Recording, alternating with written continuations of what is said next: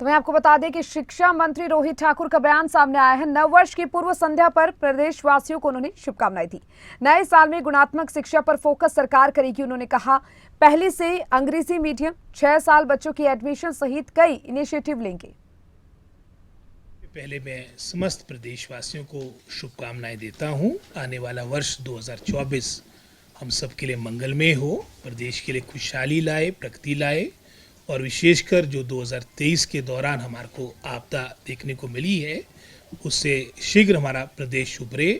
ये प्रभु से कामना है। और साथ ही साथ आने वाले वर्ष में जो हमने, मैं समझता हूँ, इस वर्ष कार्य किया, हालांकि जैसे मैंने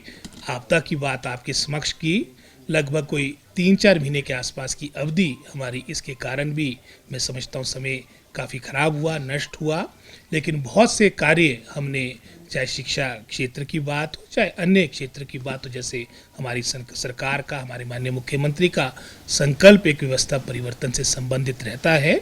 हमने प्रयास किया है कि विशेषकर क्वालिटी एजुकेशन पर हमारा पूरा ध्यान फोकस हो, क्योंकि आप जानते हैं कि कुछ समय से मैं समझता हूँ जो एक हिमाचल प्रदेश हमेशा शिक्षा के क्षेत्र में अग्रणी रहा था, लेकिन कहीं ना कहीं इन सभी बातों को लेकर गिरावट आई। हमने इस बात को समझा,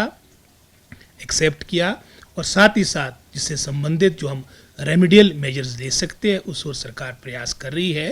चाहे वो क्लस्टर स्कूल्स की बात हो, चाहे वो, मैं समझता हूँ, स्कूल अडॉप्शन स्कीम की बात हो, डीबीटी की बात हो, चाहे वो, मैं समझता हूँ, हमारे आने वाले समय में हमारे टीचर्स का जो अपने अपने क्षेत्र में जो एक्सेल कर रहे हैं उनके एक्सपोजर टूर्स की बात हो, चाहे वो विश्व स्तर के टूर की बात हो, बहुत से आपके हज़ारों की संख्या पर रिक्त पड़े स्थल थे, उनको भरने की कवायद की बात हो, ये सभी जो हमने कार्य 2023 में प्रारंभ किए हैं, आने वाले समय में, आने वाले वर्ष, ये सभी कार्य आपको धरातल पे निश्चित रूप में देखने को मिलेंगे।